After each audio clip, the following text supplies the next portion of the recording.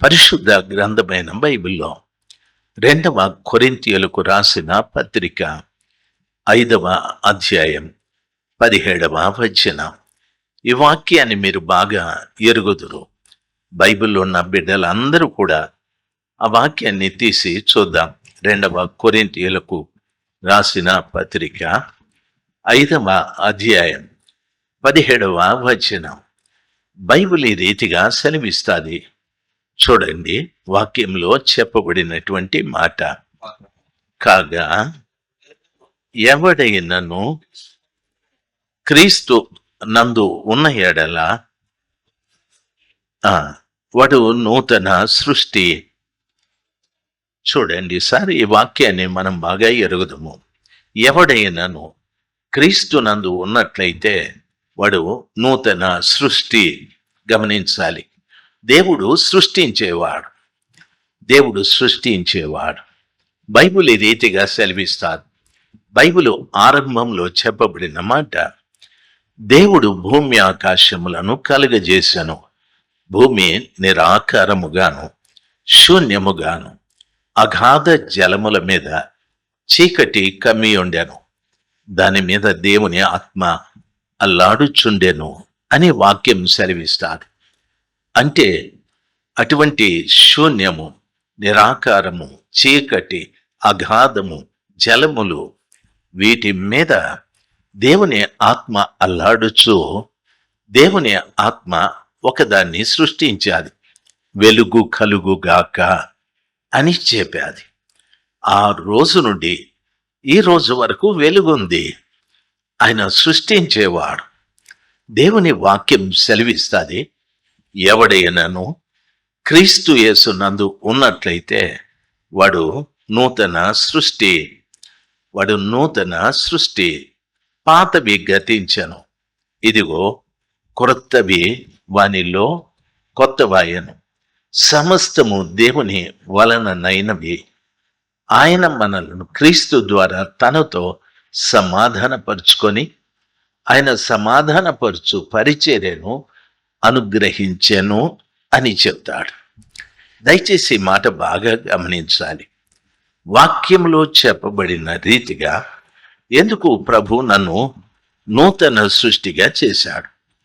నాలో పాతవి ఎందుకు గతించిపోయేటట్టు? గతించడం అంటే ఇంకెప్పుడు కనిపించావు. పాతవి గతించడం అంటే కనిపించావు.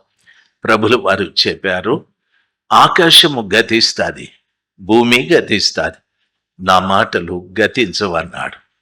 ఒక్కరోజున ఈ కనిపించేటటువంటి ఆకాశము కనిపించదు, లయమైపోతుంది.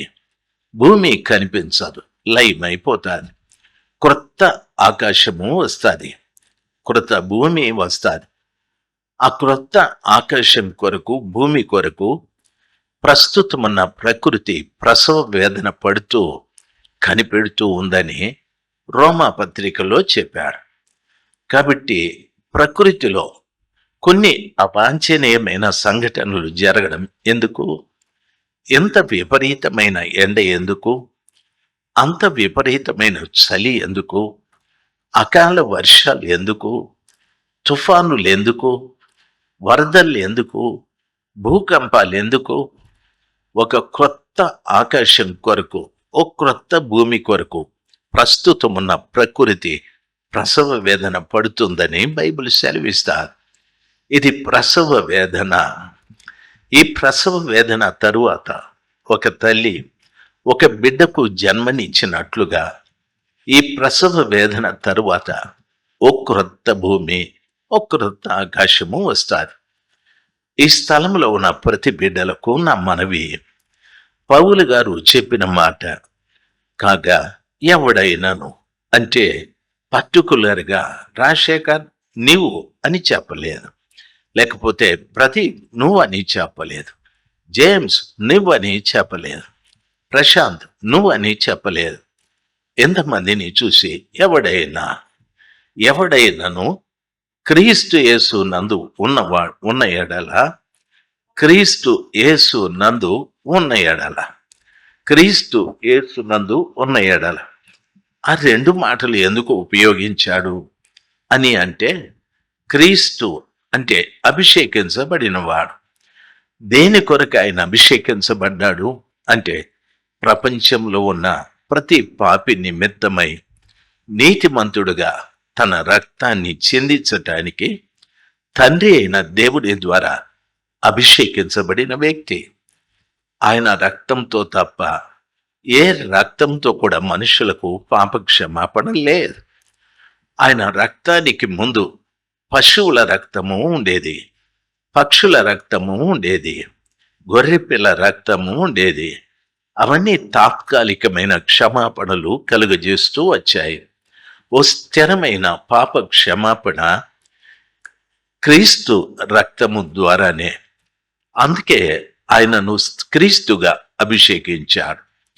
యేసు అని ఎందుకు అన్నాడంటే, యేసు అను మాటకు తన ప్రజలను వారి పాపముల నుండి విడిపించువాడు. చూడండి, ఒకడు వ్యభిచారం చేస్తున్నాడు, వాళ్ళ భార్య చెప్పారు, వాళ్ళ భర్త చెప్పాడు, లేకపోతే వాళ్ళ తల్లిదండ్రులు చెప్పారు, అయినా వాడు విడిచిపెట్టలేరు. వాడిని కొట్టారు, వాడిని తిట్టారు, వారు సమాజం అంతా పూ అని ఊశారు, వాడు విడిచిపెట్టలేదు. ఒక్కరోజున యేసు ప్రభుల వారి ప్రేమని అర్థం చేసుకొని ఆయన దగ్గరికి వచ్చి, ప్రభువా నేను పాపిని, నన్ను క్షమించండి అని మనస్ఫూర్తిగా పశ్చాత్తాపడిన కారణాన అతడు వ్యభిచారం ఇద్దరు పోరాడుతూ ఉంటే ప్రభులు వారు వాణ్ణి దాని నుండి విడిపించారు. ఒకరిని త్రాగుడు నుండి విడిపించాడు, ఒకరిని చెడు కార్యం నుండి విడిపించాడు. యేసు ప్రభులు వారు వాని తన ప్రజలు వాని పాపముతో పోరాడుతున్నప్పుడు ప్రభు దాన్ని విడిపించిన తరువాత ఆ పాపము ద్వారా వానికి అంటుకున్న మరకలన్నింటిని కూడా క్రీస్తుగా తాను సిల్వలో కార్చిన రక్తంతో కడిగి శుద్ధీకరించాడు. వాడిప్పుడు పవిత్రపరచబడ్డాడు. ఆ విషయాన్ని పౌలు చెప్తాడు, ఎవడైనాను క్రీస్తు యేసునందు ఉన్న ఎడల. ఈ మాట ఎంత గొప్ప మాటో చూడు. ఎవడైనా, ఈరోజు నేను కావచ్చు, ఈరోజు నీవు కావచ్చు, దినాలు గడిచిపోతూ ఉన్నాయి. మన జీవితంలో తప్పులు కొన్ని మానలేకపోతూ ఉన్నాం. మన జీవితాల్లో కొన్ని పాపాలు విడిచిపెట్టలేకపోతూ ఉన్నాం.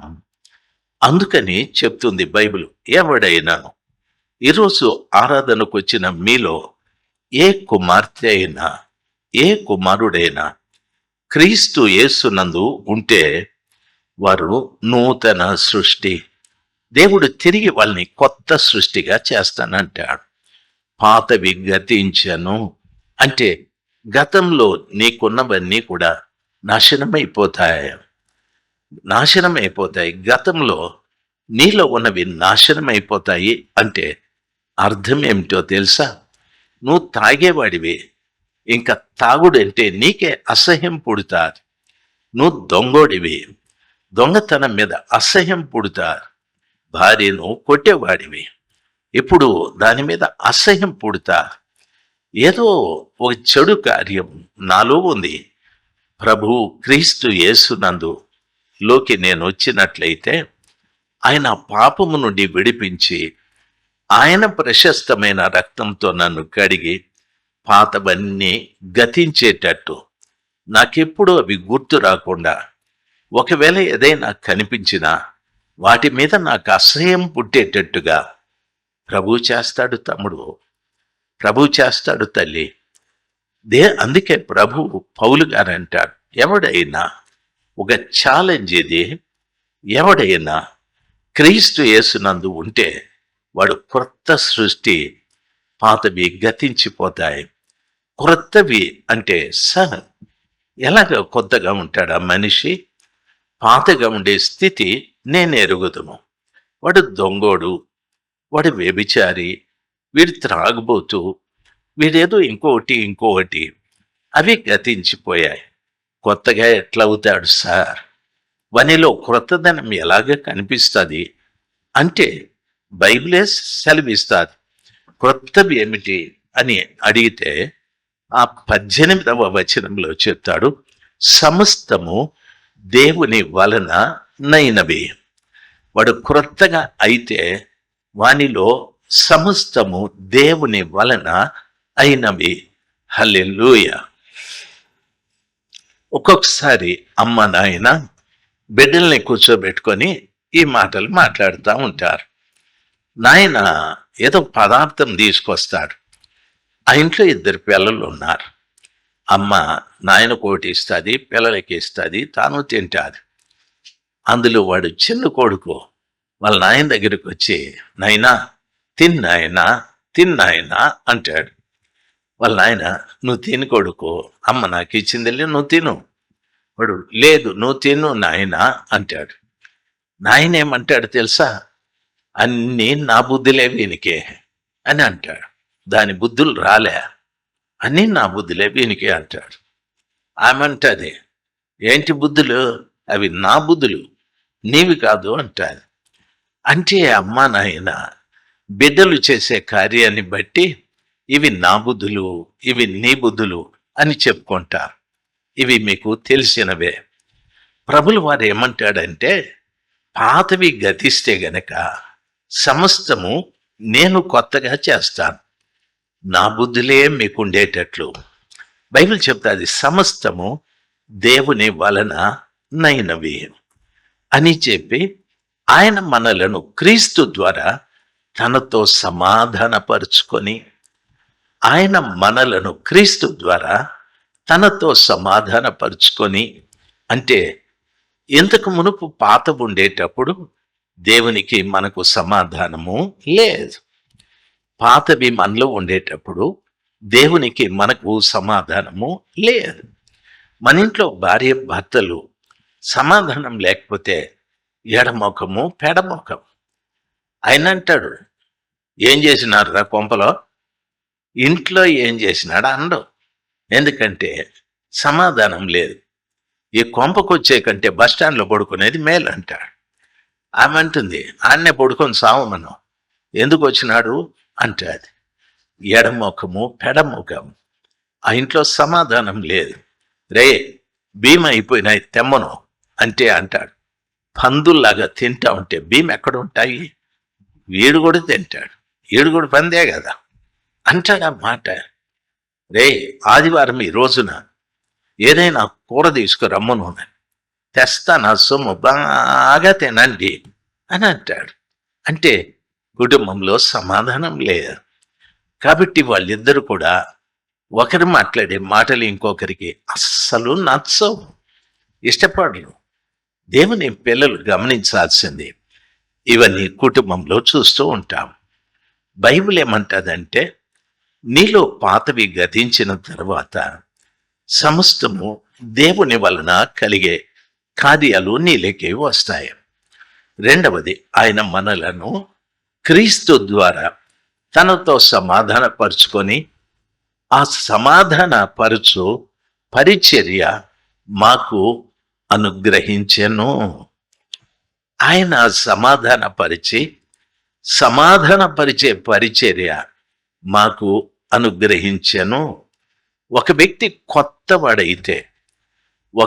కొత్తవాడైన తరువాత అతనిలో దేవుని కార్యాలు సృష్టిస్తే, ఆయన ప్రారంభిస్తే, ఒకటి క్రీస్తు ద్వారా దేవునితో సమాధానపరచబడిన తరువాత సమాధాన సువార్తని నీకు అప్పగిస్తాడు, ఆ పరిచర్యని నీకు అప్పగిస్తాడు. దయచేసి చాలా మంది పరిచర్యలో పాల్గొనడం లేదు. పరిచర్య అంటే యావగించుకుంటున్నారు. పరిచర్య అంటే అస్సలు ఆ దగ్గరికి రావడం లేదు. పరిచర్య రకరకాలుగా ఉన్నాయి. తుడవడం పరిచర్య, కుర్చీలు వేయడం పరిచర్య. దయచేసి గమనించాలి, పిఏ సిస్టమ్ పరిచర్య, రికార్డింగ్ సిస్టమ్ పరిచర్య, అంట్లు తోమడం పరిచర్య, వంట చేయడం పరిచర్య. ఎందుకు నువ్వు చేయలేదో తెలుసా? ఇంకా క్రీస్తుతో నువ్వు దేవునితో సమాధానపరచబడలేదు. అందుకే ఆ కృపగల దేవుడు సమాధాన పరిచర్య నీకేమలేదు. చాలా మంది చూస్తూ ఉంటారు, పోరక్కడికి చాలా మంది చూస్తూ ఉంటారు, చేయరు. ఈ రోజున నా బాధ లేక నా మనవి అంటే దేవుని పక్షంగా మాట్లాడుతూ చెప్తున్న మాట, ఇప్పటికే మీ కుటుంబాలు సువార్త చెప్పే కుటుంబాలుగా మారిపోయి ఉండాలి. అనేకులకి సువార్త చెప్పి అనేకుల్ని ప్రభు దగ్గరికి నడిపించే గృహాలుగా మారిపోయి ఉండాలి. ఒకటి, దేవుని క్రీస్తు ద్వారా దేవునితో సమాధాన పరచబడకపోతే నీ ఇంట్లో సమాధానం ఉండదు. దయచేసి గమనించాలి, నీ ఇంట్లో సమాధానం ఉండదు. నీ భార్య నీ మాట వినదు, నీ భర్త నీ మాట వినడు, పిల్లలు నీ మాట వినరు, మీ సంపాదన కూడా చిందరవందరవుతుంది, మీ ఆరోగ్యం కూడా చిందరవందరవుతుంది. దయచేసి గమనించాలి, దేవుని పిల్లలుగా ఎంత విలువైన మాట ప్రభు చెప్తున్నాడు తెలుసా? క్రీస్తు ద్వారా దేవునితో సమాధానపరచబడిన తరువాత ఆ సమాధాన పరిచర్య మాకు అనుగ్రహించాను అని పౌలు చెప్తాడు. ఈ మాట వినాలి, నిద్రపోకూడదు. సమాధాన పరిచర్య, నువ్వు చేసే పరిచర్య సమాధానంగా ఉండాలి ప్రజలకి. దయచేసి గమనించాలి, దేవుని వాక్యం చాలా స్పష్టంగా సెలవిస్తుంది. ఈ రోజున పరిచర్య చేసేవారు కానీ, పరిచర్యకు సహకరించేవారు కానీ, పరిచర్యకు సహాయం చేసేవారు కానీ ఎవరు కనిపించడం లేదు. ఎంతో మందికి ఎన్నో పనులు చేయడం వచ్చు. మొన్న గుడిసెవారి పల్లిలో గత వారం కిందట కూడికలు జరిగాయి. ఆ ప్రాంతంలో కొంతమంది బిడ్డలు వచ్చారు. మన సహవాసంలో ఎవరూ రాలేదు. ఎందుకు అని అడిగితే బైబిల్ సెలవిస్తారు, కొత్తవి దేవుడు మీలో సృష్టించలేరు. కొత్తవి దేవుడు సృష్టించి ఉంటే సమాధానంగా సమాధాన పరిచర్య కొరకు సహకరించేవారుగా ఉంటారు. ఏమంటారు తెలుసా? గుడిసివారి పల్లిక అంత దూరమా, అక్కడి నుండి రావడం ఎలాగా అని అంటారు. మిమ్మల్ని అక్కడ వదిలిపెట్టే ప్రసక్తి లేదు. కూడికైన తరువాత దేవుడేదో మనకు వాహనాలు ఇచ్చాడు, జాగ్రత్తగా తీసుకొచ్చి మీ ఇంటి దగ్గర వదిలిపెడతా. దేవుని పిల్లలు గమనించాల్సింది, బైబిల్ సెలవిస్తుంది, పాతవి గతించాదో లేదో చూసుకోవాలి. ప్రభువు నీలో కొత్తవి సృష్టించాడో లేదో తెలుసుకోవాలి. క్రొత్తవి సృష్టించిన తరువాత ఆ కృప కలిగిన దేవుడు క్రీస్తు ద్వారా తండ్రితో నిన్ను సమాధానపరుస్తాడు. క్రీస్తు ద్వారా తండ్రితో నేను సమాధానపరిచి సమాధాన పరిచర్యని మీకు అనుగ్రహిస్తాడు. మీకెవరు చెప్పాల్సిన పని లేదు. పరిచర్యని మీరే వెతుక్కుంటారు. మీరెవరు ఇది చేయండి అది చేయండి, ఎవరు మీకు చెప్పాల్సిన పని లేదు. పరిచర్యని మీరే వెతుక్కొని, ఓహో నేనే పని చేయాలి, నేను ఆ పని చేయాలని మనస్ఫూర్తిగా ఇష్టపూర్వకంగా చేస్తూ ఉంటారు. అప్పుడే సంఘం అభివృద్ధి చెందుతారు. అప్పుడే సంఘం బలపరచబడుతూ వస్తారు. అప్పుడే సంఘంలో పరిచర్య ధర్మం నిర్వర్తించబడి దేవుని యొక్క కార్యాలు వేగంగా సాగడం జరుగుతుంది. మీరు చూడండి, ఎంతోమంది కొందరు కొన్ని పనులు చేసేవారు. సడన్గా పనులు మీరు మానేసుకున్నారు. దేవుని పిల్లలు గమనించాల్సింది, మానేస్తే అది సంఘానికి నష్టం కాదు, అది ప్రభువుకి నష్టం. ప్రభుని నష్టపరిచి నేను లాభం పొందాలంటే ప్రయోజనం ఏమైనా ఉందా? లేదు కదా. ప్రభుని నష్టపరిస్తే నష్టం మీకే. దయచేసి గమనించాల్సింది, నీకు ప్రభు పరిచర్య ఇవ్వటానికి మొట్టమొదటిది పాతవి గతించాలి. క్రీస్తుతో కూడా దేవునితో సమాధానపరచబడాలి. దేవునితో సమాధానపరచబడిన తరువాత సమాధాన పరిచర్య నీకు ఇస్తాడంటే నువ్వు అందరితో సమాధానంగా ఉంటావు. అందరితో సమాధానంగా ఉంటాం. కొందరితో బాగుండి, కొందరి దగ్గర మూతిని పైకెత్తి పెట్టుకునేది, కొందరికి హాయ్ అనేది, కొందరిని ఫూ అనేది, ఇది ఉండదు. ఎందుకో తెలుసా? ఆయన పరిచర్య ఇస్తే ఆగదు సార్. దేవుని అద్భుతమైన కృప, ఆ కృప గల దేవుణ్ణి నేను 80వ సంవత్సరం నమ్ముకున్నా. మా భార్య కూడా 79వ సంవత్సరం. ఆయన కృపను బట్టి ఆయన మమ్మల్ని పిలిచాడు.